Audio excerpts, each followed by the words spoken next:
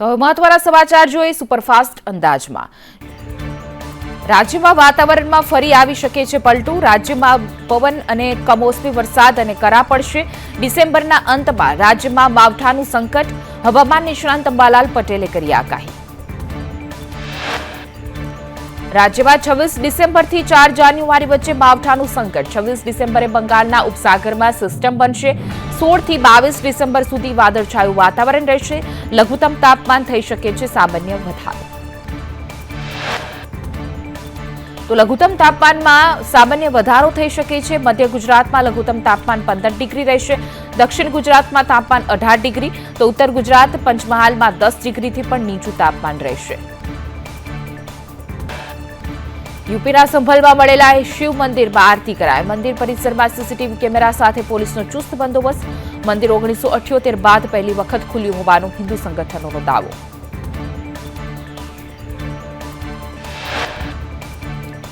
બેંગલુરુના engineer Atul સુભાષના આપઘાત કેસમાં 3ની ધરપકડ। અતુલની પત્ની નિકિતા સિંઘાનિયાની ગુરુગ્રામથી ધરપકડ કરાઈ, તો નિકિતાની માતા નિશા સિંઘાનિયા અને ભાઈ અનુરાગની ધરપકડ પણ કરાઈ। સીએમ ભૂપેન્દ્ર પટેલે રણોત્સવનો પ્રારંભ કરાવ્યા બાદ સાંસ્કૃતિક કાર્યક્રમમાં હાજર રહ્યા। ભૂપેન્દ્ર પટેલના હસ્તે પોસ્ટલ કવરનું વિમોચન પણ કરાયું, તો કલાકારોએ સાંસ્કૃતિક કૃતિઓ રજૂ કરી। પ્રવાસન મંત્રી મુળુભાઈ બેરા પણ હાજર રહ્યા। સીએમ ભૂપેન્દ્ર પટેલ ગધેથડ ગાયત્રી આશ્રમમાં ગુરુપૂજનમાં જોડાયા હતા। આશ્રમના મહંત લાલબાપુના આશીર્વાદ ગ્રહણ કર્યા હતા। ભૂપેન્દ્ર પટેલે પોતાના નિવેદનમાં કહ્યું કે આશ્રમમાં આવવાથી મારું મનોબળ પુનઃસ્થાપિત થાય છે। ઊંઝા એપીએમસીની ચૂંટણીને તંત્રની કામગીરી। સવારે 8 થી 5 યોજાશે મતદાન, તો ખેડૂત વિભાગમાં 261 મતદારો, વેપારી વિભાગમાં 805 મતદારો મતદાન કરશે। ખેડૂત વિભાગમાં 10 બેઠક માટે 15 ઉમેદવારો મેદાનમાં છે। વેપારી વિભાગમાં 4 બેઠક માટે 16 ઉમેદવાર મેદાન। ઊંઝા એપીએમસીની આજે ચૂંટણી પહેલા જ ભાજપ આગેવાનોની મહત્વની બેઠક પણ મળી હતી। પ્રદેશ મહામંત્રી રજની પટેલ, જિલ્લા ભાજપ પ્રમુખ સાંસદ હરિ પટેલ, ધારાસભ્ય કિરીટ પટેલ અને પૂર્વ એપીએમસી ચેરમેન દિનેશ પટેલ સહિતના નેતાઓ બેઠકમાં ઉપસ્થિત રહ્યા હતા।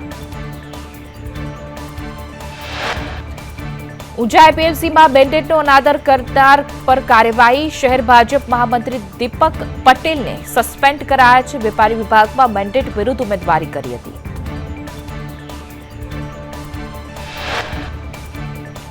ઊંઝા એપીએમસીની ચૂંટણીમાં ભાજપે મેન્ડેટ આપ્યા છતાં વર્ચસ્વની લડાઈ। એમએલએ પૂર્વ મંત્રીના પૌત્ર અને પૂર્વ ચેરમેનનું જૂથ મેદાને છે। વર્ચસ્વ સામે પક્ષના વિરુદ્ધ નેતાઓની ઉમેદવારી છે। મેન્ડેટમાં ત્રણેય જૂથને સાચવવા ભાજપે પ્રયત્ન કર્યા। ખેડૂત વિભાગના બંને જૂથના 10 ઉમેદવારોને મેન્ડેટ અપાયા છે। 20માંથી 10 ઉમેદવારોએ હજુ બીજેપીને ટેકો જાહેર કર્યો નથી। વેપારી વિભાગમાં 10 બેઠક માટે 15 ઉમેદવારો મેદાને। મેન્ડેટ વિનાના 5 ઉમેદવારોને મનાવવાના ભાજપ નિષ્ફળ રહી।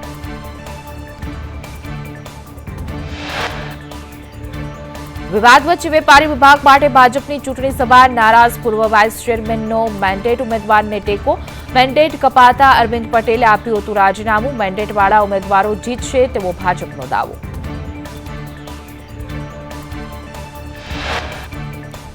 ખ્યાતિકાંડના આરોપી રાજશ્રી કોઠારીના રિમાન્ડ મંજૂર। કોર્ટે 25 ડિસેમ્બર સુધીના રિમાન્ડ મંજૂર કર્યા છે। ક્રાઇમ બ્રાન્ચે રાજશ્રી કોઠારીની રાજસ્થાનથી ધરપકડ કરી હતી।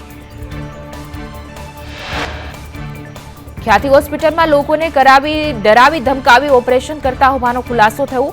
90% બ્લોકેજ કહી કરાવતા હતા ઓપરેશન। દર્દીઓને કહેતા હતા તમારે ક્યાં પૈસા આપવાના છે, પૈસા તો સરકાર આપશે। અત્યાર સુધી 112 લોકોના મોત થયા છે। સેમિકન્ડક્ટર પ્લાન્ટને લઈને ગૃહ રાજ્યમંત્રીના કોંગ્રેસ પર કટાક્ષ। કહ્યું કે સેમિકન્ડક્ટર યુનિટ લાવવાનું કામ ઇન્દિરા ગાંધી હતા ત્યારથી જ થઈ રહ્યું છે। ત્યારથી અલગ અલગ વડાપ્રધાને પ્રયાસો કર્યા, પણ સફળતા વડાપ્રધાન નરેન્દ્ર મોદીને મળી। ગોપાલ ઇટાલિયાને ભાજપના યજ્ઞેશ દવેએ આપ્યો જવાબ। કહ્યું કે ગુનાહિત ઇતિહાસ ધરાવનાર સામે ગૃહમંત્રી ડિબેટ પણ ન કરે। ગુનેગાર પોતે જ કબૂલ કરે છે કે હું આમ આદમી પાર્ટીનો નેતા છું। આરોપીએ કબૂલ્યું હતું કચ્છ જિલ્લાની ઓફિસનો ખર્ચ ઉઠાવું છું। દિવ્યાંગ ભુવાના સમર્થકોની વિજ્ઞાન જાથાને ચેલેન્જ. ભુવાની ધરપકડ કરાવતા સમર્થકો રોષે ભરાયા. થરામાં દિવ્યાંગ ભુવાના સમર્થકો મટ્યા તો પોસ્ટર સાથે સૂત્રોચ્ચાર કરી જયંત પંડ્યાનો વિરોધ નોંધાવ્યો. 3 દિવસ પહેલા વિજ્ઞાન જાથાએ પર્દાફાશ કર્યો હતો કે પોલીસ સામે ફરી નહીં ધૂણવા ભુવાએ કર્યો હતો સ્વીકાર. સમર્થકોનો સાથ મળતા ભુવાજીની વાત પણ પલટી ગઈ. ધૂણવાનું ચાલુ રાખવાનો ભુવાએ કર્યો હુંકાર. બનાસકાંઠાના ભુવા મુદ્દે જયંત પંડ્યાએ કહ્યું કે કથિત ભુવા 8 વર્ષથી ડીંડક દોડા ધાગા કરતો હતો. પોલીસને સાથે રાખી ભુવાની કપટ લીલા બંધ કરાવી હતી. આવું કૃત્ય ફરી નહીં કરવાની કબૂલાત પણ કરી હતી. ઓખા-બે દ્વારકા વચ્ચે સુદર્શન સેતુ પર વાહનોનો ખડકલો. આડેધડ વાહનો પાર્કિંગ કરી પ્રવાસીઓ મોજમાં જોવા પડ્યા. આડેધડ પાર્કિંગથી અવરજવર કરતા વાહન ચાલકોને હાલાકી. મોરબીમાં કોલસાના કાળા કારોબાર પર એસજીએસટીની કાર્યવાહી. એસજીએસટીની ટીમોના 5 કોલસાના ધંધાર્થીઓને ત્યાં દરોડા. દરોડામાં મોટી માત્રામાં કરચોરી પકડાવાની શક્યતા.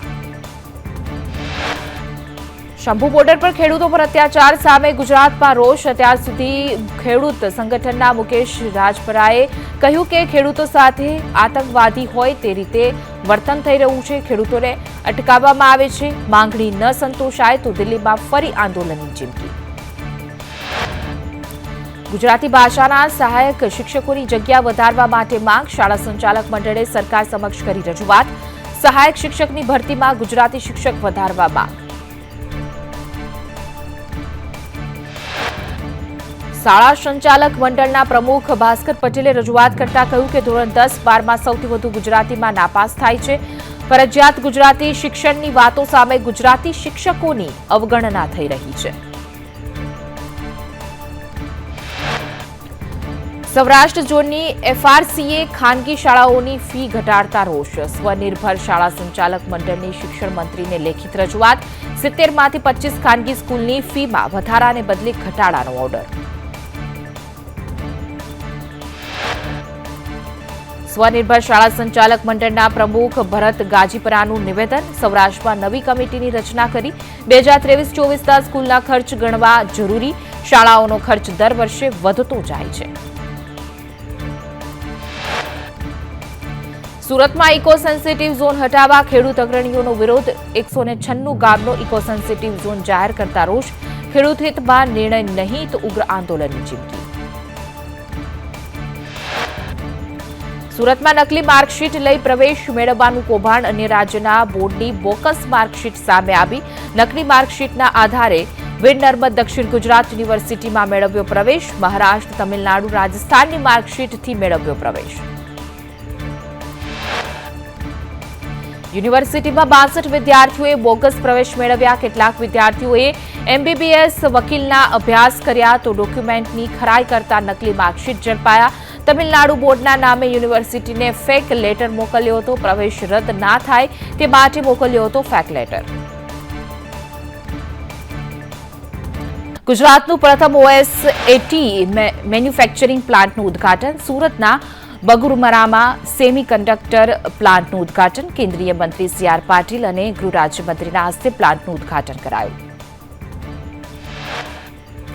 ઉનામાં સરસ્વતી સાધના યોજનાની ખુલ્લામાં કાટ ખાઈ રહેલી સાયકલો. અંદાજિત 700થી પણ વધુ સાયકલો ભંગાર હાલતમાં. 8 મહિનાથી વધુ સમયથી અહીં ધૂળ ખાય છે સાયકલ.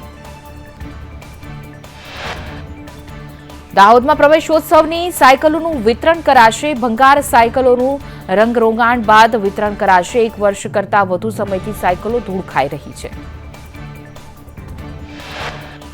ગીર સોમનાથના કંસારી ગામે પ્રવેશોત્સવની સાયકલો દયનીય હાલતમાં. વિદ્યાર્થીનીઓને આપવાની સાયકલો ધૂળ ખાઈ રહી છે. વલસાડના નારગોલ બંદર પર માછીમારોનો વિરોધ. બહારના માછીમાર દાદાગીરીથી ફિશિંગ કરતા હોવાનો આક્ષેપ. માછીમારોએ 700 બોટ બંધ રાખી વિરોધ નોંધાવ્યો.